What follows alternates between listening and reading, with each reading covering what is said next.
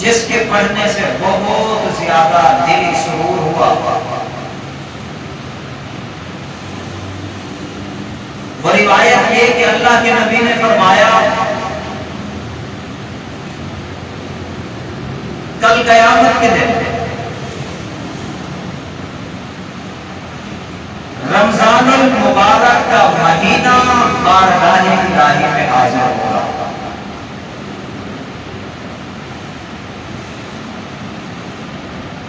रब्बे कायनात के सामने हाजिर होके आजिज़ाना अंदाज में जब खड़ा होगा तो मेरा परवरदिगार आलम पूछेगा कि ऐ रमजान तू क्या चाहता है।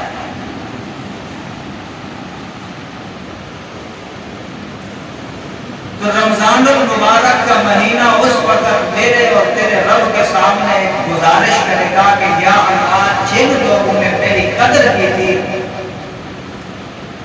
गर्मियों के अंदर भूख और प्यास बर्दाश्त की थी, खाना पीना छोड़ा था, अपनी ख्वाहिशात को कुर्बान किया था, आज मैं चाहता हूं कि उनके हक में मेरी सिफारिश कबूल फरमाइए और उन्हें जन्नत में दाखिला फरमाइए।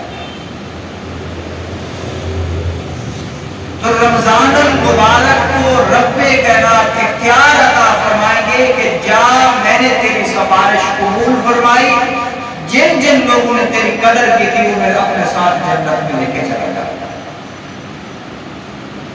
तो जिन जिन लोगों ने रमजानुल मुबारक की कदर की होगी ना, तो ये रमजान का महीना उन्हें जन्नत में ले जाएगा। कितनी बड़ी बात है। इसलिए अल्लाह ने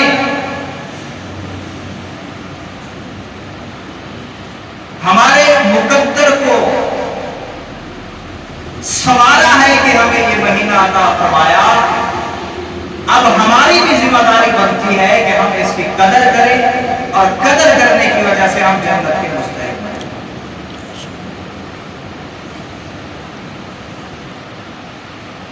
अब कदर का एक मेयार होना चाहिए। अगर हम रमजानुल मुबारक का रोजा रख रहे हैं, अपनी विसात के मुताबिक अमल कर रहे हैं, फिर भी हमारे जहन में ख्याल आता है कि मैं कोशिश तो कर रहा हूं,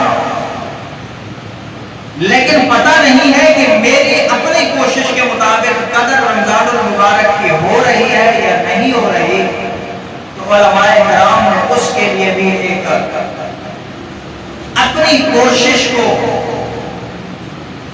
इंदल्लाह मकबूल करवाने के लिए एक जाविया बनाया है कि अगर इंसान देखना चाहता है कि आया कि मेरी कोशिश इंदल्लाह मकबूल है या नहीं, मैं रमजानुल मुबारक की कदर कर रहा हूं या नहीं, तो वो अपनी इबादत के अंदर ये चंद बातें देख ले। अगर वो कमाल कर रहा है तो वो खुश नसीब है कि वो रमजान की कदर कर रहा है। और वो बातें ये हैं कि वो ये देख ले कि आया कि मैं रमजानुल मुबारक वैसे गुजार रहा हूं जैसे काली कमली वाले ने गुजारा था या नहीं।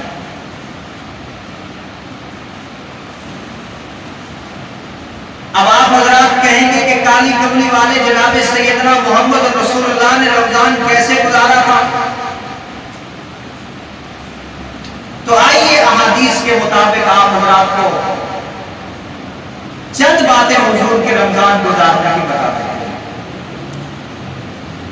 जिस वक्त रमजानुल मुबारक का महीना आता था तो अल्लाह के नबी ये काम बकसरत किया करते थे। तो हमें भी चाहिए कि हम आज वो काम हमारे सामने आ रहे हैं तो वो हम करना शुरू करते हैं। पहला काम, जब रमजानुल मुबारक का महीना आता तो अल्लाह के नबी तिलावत कलाम पाक बकसरत फरमाया करते थे।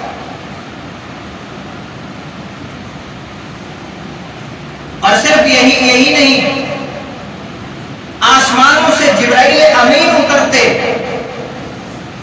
अल्लाह के नबी के साथ कुरान करीम का दौर किया करते थे।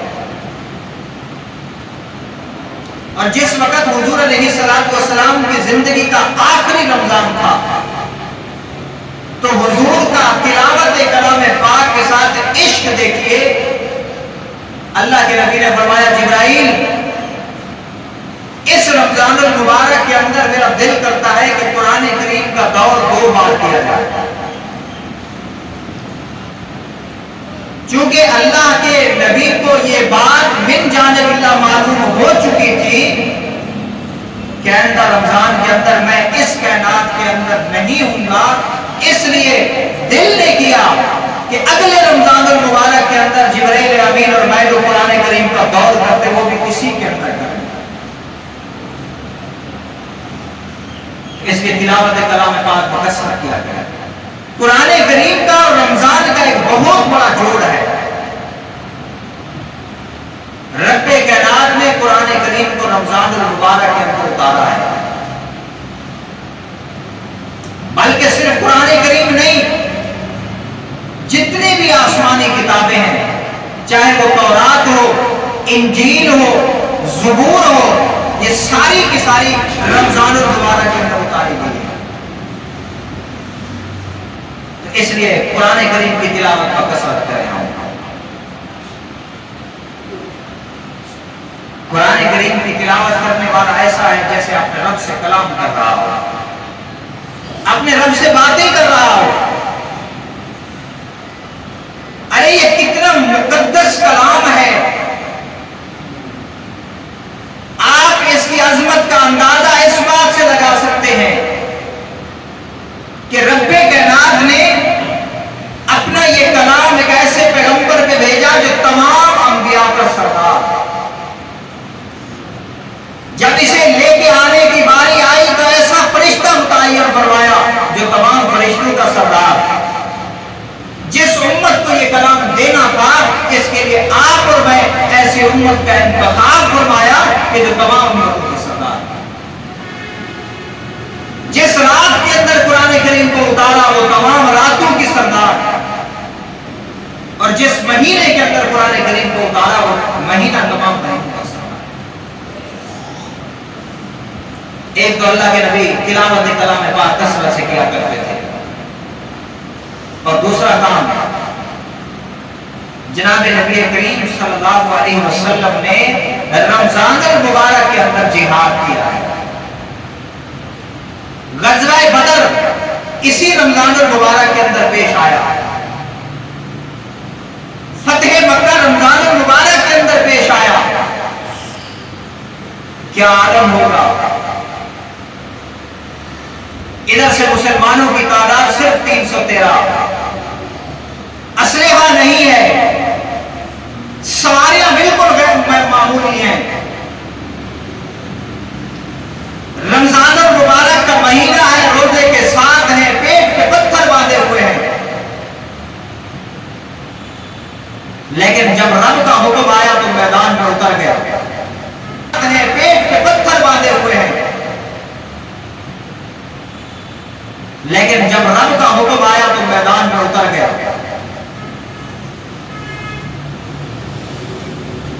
और फिर अल्लाह रब्बुल इज्जत ने भी अपने महबूब की इस तस्कलील मिकदार के तादाद वाले सहाबा कराम को वो फतह नसीब फरमाई जिसे कुरान करीम के अंदर फतह मुबीन कहा गया। और जो सहाबा कराम बदर के अंदर नबी करीम के साथ तशरीफ ले गए थे, उनका मकाम बकिया तमाम सहाबा से आला और अफजल है। तो हुजूर अलैहिस्सलाम ने रमजान मुबारक के अंदर जिहाद भी किया है। आज के मुसलमान को भी अगर तौफीक मिल जाए तो वो भी रमजान मुबारक के अंदर जिहाद करे। अगर जिहाद नहीं कर सकता तो कम अज कम मुजाहिदीन के लिए रमजान में रोजे की हालत में दुआ तो करनी चाहिए। और तीसरा काम, जनाब नबी करीम सल्लल्लाहु अलैहि वसल्लम रमजान मुबारक के अंदर बहुत ज्यादा सदका किया करते थे। हदीस मुबारका के अंदर आता है कि वैसे तो अल्लाह के नबी सारा साल सदका करते, लेकिन जब रमजान मुबारक का महीना आता तो आका सल्लल्लाहु अलैहि वसल्लम के सदका में ऐसे तेजी आ जाया करती थी जिस तरह समंदर में तो बयानी आती है। कसीर मिकदार में सदका किया करते थे। तो हम भी ये काम करें जो अल्लाह के नबी ने किए हैं। और मेरे दोस्तों, बाज तो काम ऐसे हैं जो बिल्कुल रमजान के साथ खास हैं, और बाज काम ऐसे हैं जो रमजान के अलावा भी हम कर सकते हैं, लेकिन रमजान के अंदर अगर करेंगे तो उनका सवाब बढ़ जाता है। अल्लाह के नबी ने फरमाया कि रमजानुल मुबारक के अंदर अगर कोई बंदा फर्ज नमाज पढ़ता है तो एक फर्ज नमाज पढ़ने की जो मिकदार है उसका सवाब 70 गुना तक बढ़ा दिया जाता है। ऐसे है जिस तरह उसने 70 फर्ज पढ़े। और रमजानुल मुबारक के अंदर अगर कोई बंदा नफिल नमाज पढ़ता है तो उसको ऐसे सवाब मिलता है जिस तरह आम हालात में ये फर्ज पढ़ता है। तो ऐसे ही अगर हम रमजानुल मुबारक के अंदर सदका करेंगे तो अल्लाह सदके को भी कई गुना बढ़ा देगा। तो हमारे कराम ने रमजानुल मुबारक के जो काम है उनको 10 कामों पे तकसीम किया है। हमें कोशिश करनी चाहिए कि हम रमजानुल मुबारक के अंदर ये 10 काम करें। पहला काम तो यह है कि हम रोजा रखें, ये तो फर्ज ऐन है, इसके अलावा तो गुजारा नहीं है। मेरे दोस्तों, रमजान का अगर एक रोजा किसी ने छोड़ दिया, सारी जिंदगी उसकी कज़ा करता रहे, फरीजा तो कज़ा हो जाएगा, लेकिन वो सवाब जो रमजान में मिलना था वो सारी जिंदगी में रखते तो वो नहीं मिलेगा। एक तो रोजा रखे, और दूसरा काम यह है कि तिलावत कलाम पाक करें। तीसरा काम सदका करें। चौथा काम यह है कि हम रात को नमाज तरावी पढ़ें। नमाज तरावी रात को 20 रकात मुकम्मल हमें पढ़नी चाहिए। हमारे बाद लोग ऐसे हैं जो बेचारे रोजा तो रखते हैं लेकिन तरावी नहीं पढ़ते, और बाद लोग ऐसे हैं, एक मसला भी आप के सामने रख दो, जो ये समझते हैं कि तरावी वो ही पढ़े जो सुबह रोजा रखता है। हालांकि ऐसा नहीं है। जो बंदा किसी उज़्र की वजह से, किसी मजबूरी की वजह से, किसी बीमारी की वजह से रोजा नहीं रख सकता लेकिन तरावी पढ़ सकता है, तो उसे भी चाहिए कि वो रात को तरावी पढ़े, इसका सवाब अपना है।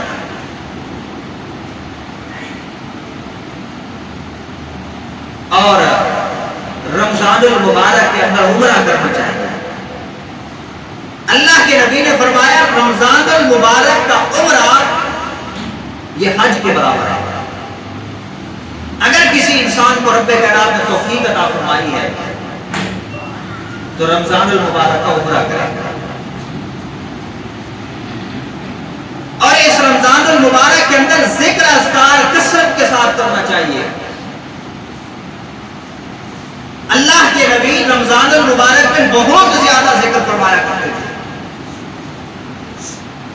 अब चूंकि रमजान के 3 हिस्से हैं, पहला अशरा रहमत का, दूसरा अशरा मग़फ़िरत का, और तीसरा अशरा जो है ये अल्लाह से, अल्लाह रब्बुल इज़्ज़त लोगों को, अहले ईमान को जहन्नम से छुटकारा अता फरमाते हैं।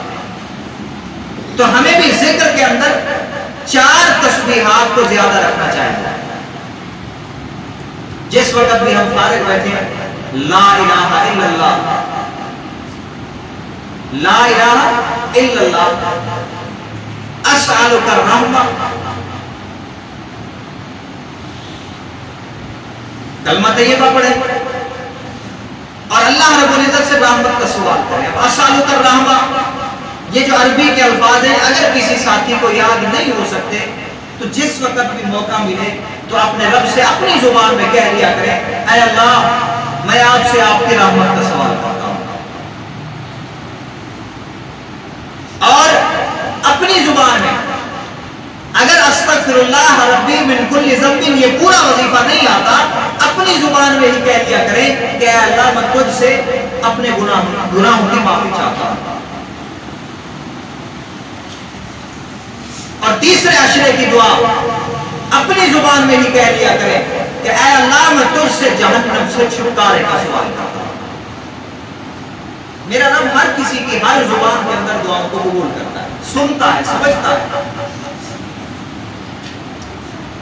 तो इसलिए ये जिक्र किया करें। और इस रमजान और मुबारक के महीने के अंदर सिला रहमी किया। सिला रहमी का मतलब यह है कि हम अपने रिश्तेदारों के अंदर जितने भी ना इत्तेफाकियां हैं, झगड़े हैं, इनको खत्म कर दें, मिटा दें, मोहब्बतें पैदा करें, तहाइफ का तबादला करें, इफ्तारी पे कभी किसी को बुला लिया करें, कभी किसी के घर इफ्तारी भेज दिया करें। इससे सिला रहमी पैदा होगी, मोहब्बतें बढ़ेंगी, नफरतें खत्म होंगी। मैंने पहले भी इस पे आपको एक अहादीस सुनाई थी, अभी भी सुना देता हूं। ये सिला रहमी करना, झगड़ों को खत्म करना, इख्तलाफात को मिटाना, ये बहुत बड़ी नेकी है। अल्लाह के नबी एक मरतबा का तशरीफ लाए, सैयद आयशा मौजूद थी। हुजूर ने फरमाया, आयशा मांगो, जो मांगोगी अता करूंगा। सैयदा की समझ में नहीं आया क्या मांगो। जाके वालिद मोहतरम हजरत सिद्दीक अकबर से मशवरा किया। सिद्दीक अकबर ने फरमाया, बेटी जा, आज पैगंबर से सवाल कर ले कि मेराज की रात रब से जो आपके राज और रियाज की बातें हुई थी, मोहब्बतें पैदा करें, तहाइफ का तबादला करें, इफ्तारी पे कभी किसी को बुला लिया करें, कभी किसी के घर इफ्तारी भेज दिया करें। इससे सिला रहमी पैदा होगी, मोहब्बतें बढ़ेंगी, नफरतें खत्म होंगी। मैंने पहले भी इस पे आपको एक अहादीस सुनाई थी, अभी भी सुना देता हूं। ये सिला रहमी करना, झगड़ों को खत्म करना, इख्तलाफात को मिटाना, ये बहुत बड़ी नेकी है। अल्लाह के नबी एक मरतबा का तशरीफ लाए, सैयद आयशा मौजूद थी। हुजूर ने फरमाया, आयशा मांगो, जो मांगोगी अता करूंगा। सैयदा की समझ में नहीं आया क्या मांगो। जाके वालिद मोहतरम हजरत सिद्दीक अकबर से मशवरा किया। सिद्दीक अकबर ने फरमाया, बेटी जा, आज पैगंबर से सवाल कर ले कि मेराज की रात रब से जो आपके राज और रियाज की बातें हुई थी, उनमें से कोई एक बात बता दीजिए, मुख्तसर कर रहा हूं। अम्मा आयशा ने जाके सवाल किया, तो अल्लाह के नबी ने फरमाया, बातें तो राज की थी, लेकिन चूंकि वादा कर बैठा हूं, बताना पड़ेगा। अल्लाह के नबी ने फरमाया, उस वक्त एक राज की बात अल्लाह ने जो मुझे बताई है वो ये थी, रब्बे कायनात ने फरमाया, ऐ मेरे महबूब, तेरी उम्मत में से जो बंदा दो लड़ने वालों को उसका झगड़ा खत्म करा के सुलह करा देगा, मेरे ऊपर लाजिम है कि मैं उसे जन्नत में डाल दूंगा। कितनी बड़ी फजीलत की बात है। इस रमजान के अंदर सिला रहमी है।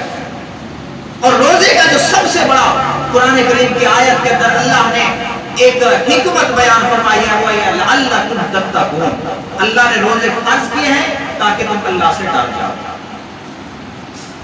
मेरे दोस्तों, आज जरूरत इस बात की है कि हमारे दिलों के अंदर अपने रब का खौफ आए।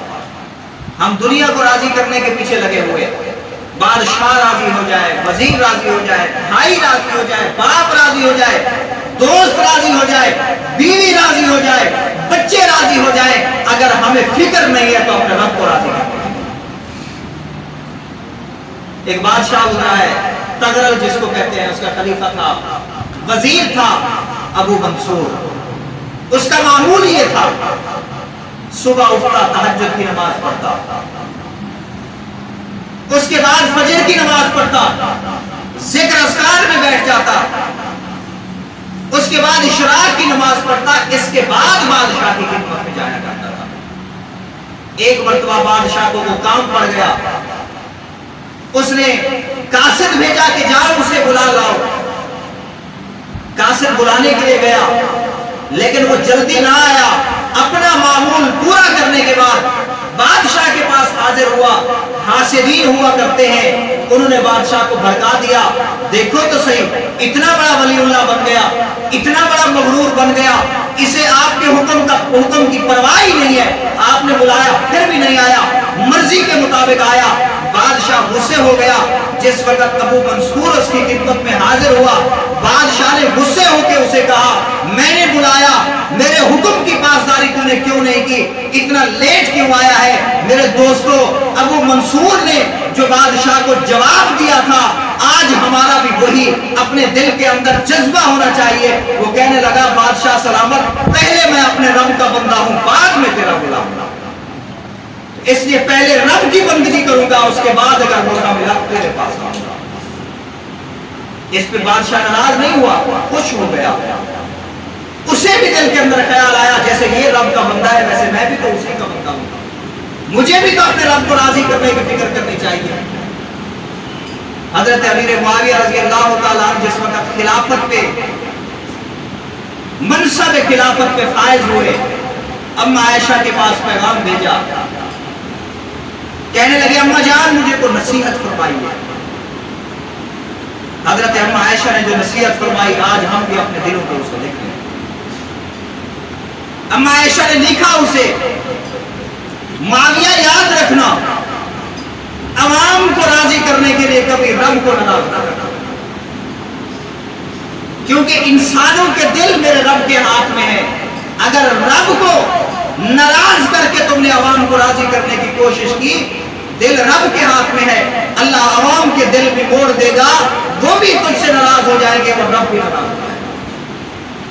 और रब को राजी करने के लिए अवाम नाराज होती है तो इसकी परवाह न करना, दिल रब के हाथ में है। एक ना एक दिन रब इंसानों को तुझसे राजी करेगा।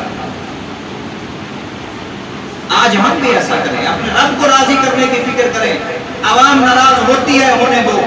अजीज नाराज होते हैं, होने दो। रिश्तेदार नाराज होते हैं, होने दो। अहले मोहल्ला कुर्ब जवार वाले नाराज होते हैं, होने दो। अपने रब को राजी करने की फिक्र करो, कल को ये सब तुम्हारे काबिल होंगे। हजरत अब्दुल्लाह बिन उमर रज़ी अल्लाह तआला अन्हु जिस वक्त मनसब खिलाफत पे फायज हुए, अरे ये वो अब्दुल्लाह बिन उमर है,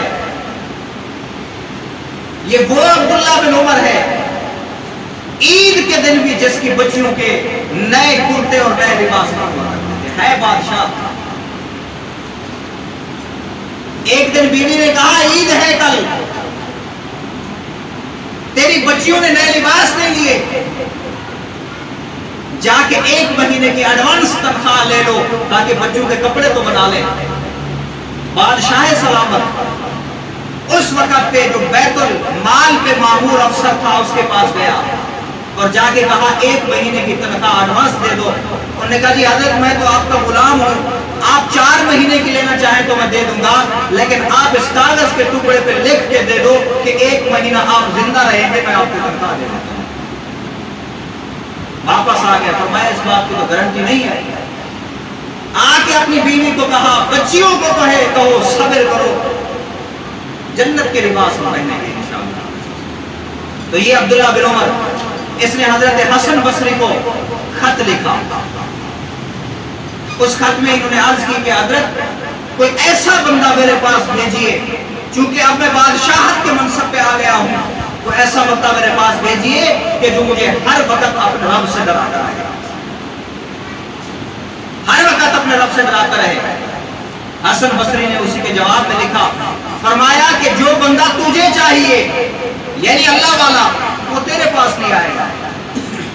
अल्लाह वालों को बादशाहों के घरों में जाने की क्या जरूरत हुआ करती है, उनकी अपनी एक दुनिया होती है, वो तेरे पास नहीं आएगा, और जो तेरे पास आएगा उसकी तुझे जरूरत नहीं है। लिहाजा मैं ये चंद जुमले लिख रहा हूं जो तेरे लिए नसीहत है, इन्हें अपने पल्ले बांध लो, और वो जो जुमले लिखे ना वो हम भी अपने दिलों में लिख रहे हैं। फरमाया अपने रब को राजी करो, अपने रब को राजी करो। अगर रब राजी हो गया तो ये सारी की सारी दुनिया तुम्हारी है। अगर रब नाराज है तो ये सारी दुनिया तुमसे गोया के नाराज है। इस दुनिया के अंदर रूखी सूखी खा के गुजारा कर दो, कल जन्नत में अल्लाह सारे अरमान पूरे कर देगा। तो मेरे दोस्तों हमें भी यही फिक्र करनी चाहिए। हजरत उमर अमीरुल मोमिनीन है, एक दिन गुजर रहे थे, गश्त कर रहे थे, उमर का जमाना है, आज लोग उनकी मिसालें देते हैं। गश्त कर रहे थे, बेटी और माँ का मुकालमा सुना। माँ कह रही है बेटी आज दूध के अंदर पानी डाल दें क्योंकि दूध कम है, ये ज्यादा हो जाएगा, हमें पैसे ज्यादा मिलेंगे। बेटी कहने लगी नहीं, उमर की खिलाफत का जमाना है। माँ कहने लगी बेटी उमर तो नहीं देख रहा। बेटी ने एक जुमला फरमाया, उमर नहीं देख रहा लेकिन उमर का खुदा तो देख रहा। हजरत उमर ने सुन लिया, वापस चले गए। सुबह अमीरुल मोमिनीन, वक्त का बादशाह, अपने बेटे और शहजादे का रिश्ता लेके उस औरत के पास पहुंच गया। फरमाया जो बेटी तेरे पास है मैं इसे अपनी बेटी बनाना चाहता हूँ, मेरे बेटे के लिए इसका रिश्ता दे दीजिए। उन्होंने मंजूर कर लिया। उन्हें क्या चाहिए था, जिस वक्त ब्याह के उस बेटी को घर ले गए, हजरत उमर ने उसे बुलाया, फरमाया बेटी एक जुमले की वजह से मैं तुम्हें अपनी बहू बना के लाया हूँ, लिहाजा सुबह भी और शाम को भी उमर के सामने आके वही जुमला दोहराया कर कि उमर तो नहीं देख रहा पर उमर का खुदा तो देख रहा, ताकि मुझसे बादशाहत की वजह से कोई ऐसा काम ना हो जाए जिससे मेरा रब नाराज हो। तो मेरे दोस्तों रोजे का मकसद है लअल्लकुम तत्तकून, हमारे दिलों में तकवा आ जाए, हम रब से डरने वाले बन जाए। अजीजान मोहतरम, रमजान की कदर करें ताकि रमजान राजी हो जाएगा, कल क़यामत के दिन हमारी शफाअत करेगा, सिफारिश करेगा, हमें भी जन्नत में लेके जाएगा। परवरदिगार आलम से दुआ है कि अल्लाह मुझे और आपको अपने हिफ्ज़ व अमान में रखे, रमजान की कदर करने की तौफीक अता फरमाए। हमारे तमाम छोटे बड़े